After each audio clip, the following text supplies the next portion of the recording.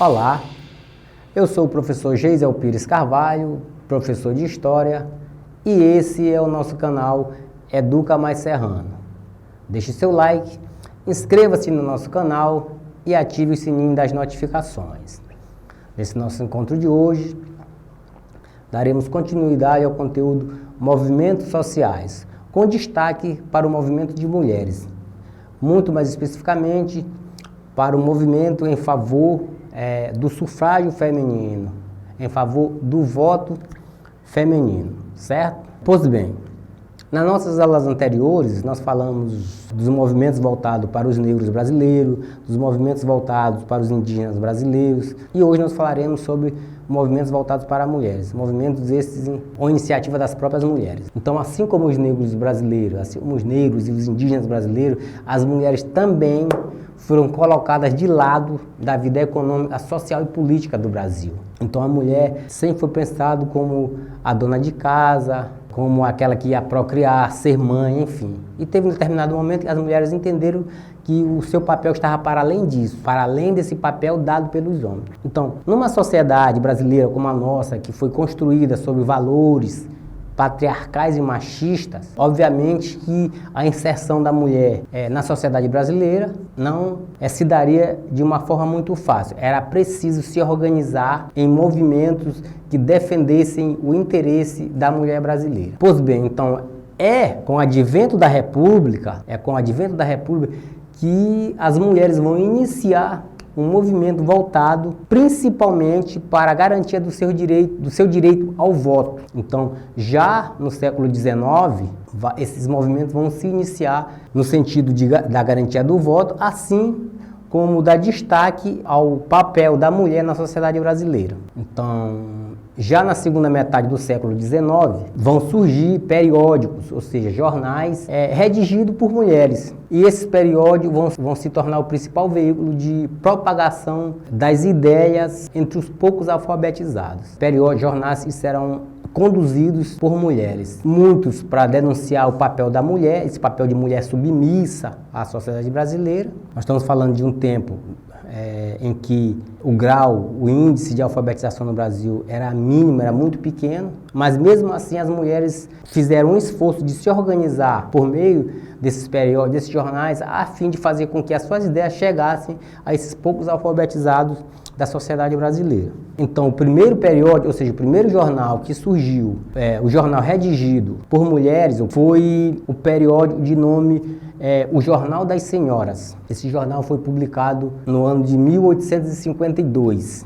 Uma década depois foi lançado o jornal de nome O Belo Sexo, lá no estado do Rio de Janeiro, e em 1873 foi publicado O Sexo Feminino, o jornal denominado O Sexo Feminino. Então, esses jornais, nessa segunda metade do século XIX, redigidos por mulheres, tiveram um propósito: propagar, divulgar as ideias das mulheres, de denunciar as condições dessa mulher submissa, atrelado ao lar, atrelado ao homem, né? E que isso precisava se romper, né? E é por meio desses periódicos que vai se iniciar esse movimento organizado das mulheres brasileiras. Como já dito, surgiu o Belo Sexo, o Sexo Feminino, o Jornal das Senhoras. Porém, é no ano de 1888 que vai ser lançado o jornal denominado A Família. Esse jornal pertencia a Josefina Álvares de Azevedo, que, ao contrário, a Josefina Álvares de Azevedo, ao contrário das suas colegas feministas, ao contrário das feministas da sua época, ela vai ter como bandeira de luta principal os direitos políticos femininos da mulher no Brasil. Então vai ter, por meio do jornal A Família, ela vai encampar essa luta pelos direitos políticos femininos no Brasil. E um desses direitos é o direito ao voto. Então, como se sabe, no ano de 1891, o Brasil foi apresentada ao Brasil a Constituição Republicana, porém a mulher foi deixada de lado, ou seja, foi negado o direito do voto à mulher. Então, nessa Constituição de 1891, a mulher não teve garantido nessa Constituição o direito ao voto. Diante disso, as manifestações em favor do voto vão se iniciar e vão desembocar no século seguinte, no século XX. Então, no ano de 1910, Mirtes Gomes de Campos, a primeira advogada do Brasil, eu falo primeira advogada porque foi, apesar de haver mulheres graduadas em direitos, ainda no século XIX, a Mirtes foi a primeira advogada porque foi a primeira a exercer a profissão. Foi, de fato, a primeira mulher brasileira graduada em direito que exerceu a profissão de advogada, exerceu a função, certo? Por conta disso, é considerada a primeira advogada do Brasil, né? Então, em 1910, a Mirtes, assim como a professora Leolinda Daltro, elas vão requerer o alistamento eleitoral, ou seja, vão se inscrever, como era feito naquele tempo, vão se inscrever para ter o direito de votar garantido, né? Obviamente, ou melhor dito, nós estamos numa sociedade extremamente machista, patriarcal, em que as diretrizes são direcionadas, são comandadas, são dirigidas pelos homens. Esse direito, esse pedido do alistamento eleitoral vai ser negado pela justiça, né? Então, tanto a Mirtes quanto a professora Leolinda Daltro, elas tiveram seu pedido de alistamento eleitoral negado pela justiça, e isso vai motivar a professora Leolinda Daltro a fundar o Partido Republicano Feminino, isso no mesmo ano, de 1910. Então, essa negativa da justiça de conceder à professora Leolinda Daltro o seu alistamento eleitoral, a motivou a fundar o Partido Republicano Feminino. Então, isso em 1910. Em 1917, o Partido Republicano Feminino organizou uma marcha, uma passeata com 84 mulheres, e esse acontecimento naquele ano vai surpreender a população, porque não era comum mulheres protestando, mulheres saindo às ruas para protestar por direito, uma vez que o papel da mulher naquela sociedade era o papel voltado ao lar, né? Era o papel de mãe e não o papel de uma mulher ativista. Porém, o movimento feminista no Brasil, o movimento em favor do sufrágio, do voto feminino, ele vai se intensificando. E um dos caminhos foi a criação do Partido Republicano Feminino pela professora Leolinda Daltro. E essa passeata, ela vai surpreender a população por conta de ser um acontecimento não muito comum na sociedade daquele tempo. Então, não só a população vai se surpreender, mas também como os políticos da época. Isso porque, nesse mesmo ano de 1917, o deputado Maurício de Lacerda, ele vai apresentar um projeto instituindo o voto feminino, porém, esse projeto nem vai chegar a ser discutido na Câmara. Muito por conta de que o cenário da política brasileira, ela é dominada por homens. Ainda no século XX, em grande parte do século XX, o papel da mulher está voltada para o lar, para o papel de ser mãe, até mesmo a educação, ela é negada às mulheres. Então, esse projeto, e foi apresentado na Câmara por esse deputado, nem chegou a ser discutido. E é nesse contexto das lutas pelo sufrágio feminino, pelo voto feminino, que vai se destacar a figura da feminista Berta Lutz. A Berta Lutz, ela é filha de um renomado cientista brasileiro, o Adolfo Lutz. Ela estuda fora do país, enfim, retorna para o Brasil em 1918 e com ideias, né, com influência de movimentos que aconteciam lá fora, né?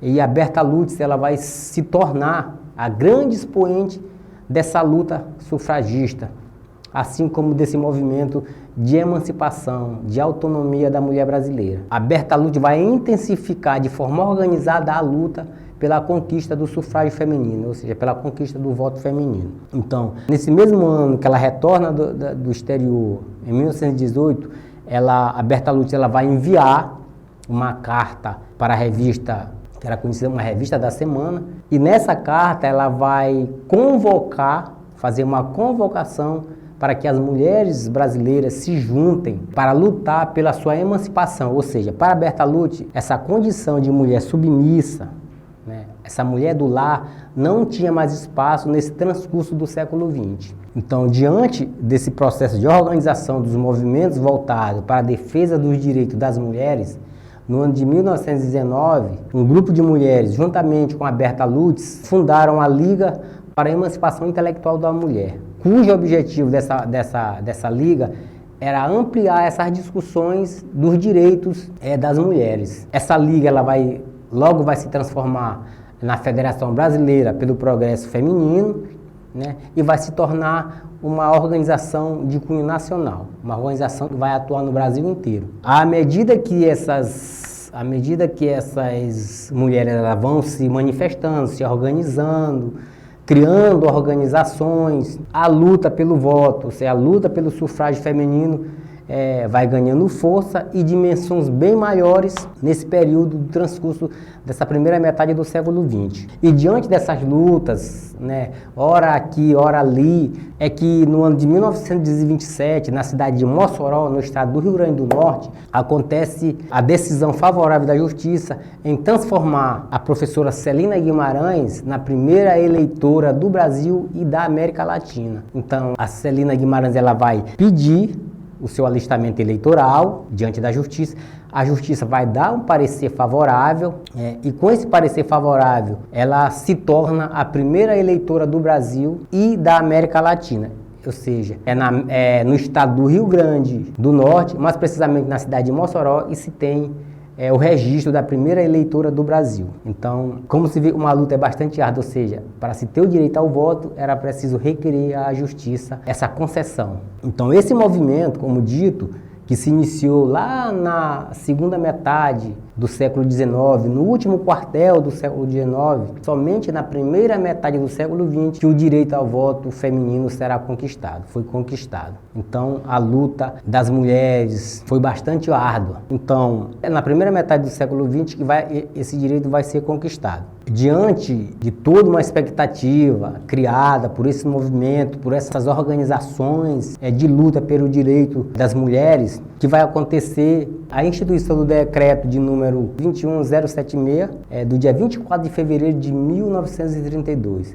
Por meio desse decreto foi instituído o voto feminino e o voto secreto. Esse ano de 1932 foi elaborado no Brasil um código eleitoral. Esse código eleitoral foi instituído para as eleições de 1933, a eleição da Assembleia Nacional Constituinte de 1933, que elaboraria uma nova Constituição.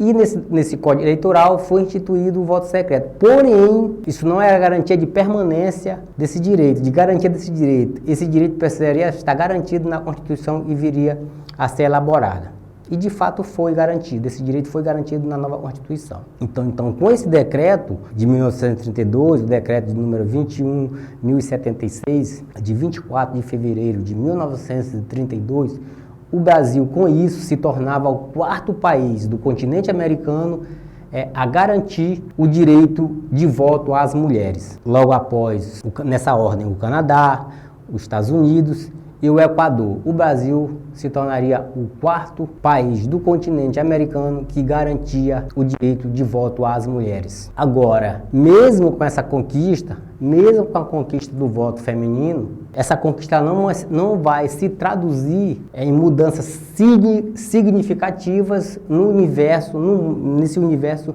em que a mulher está inserida.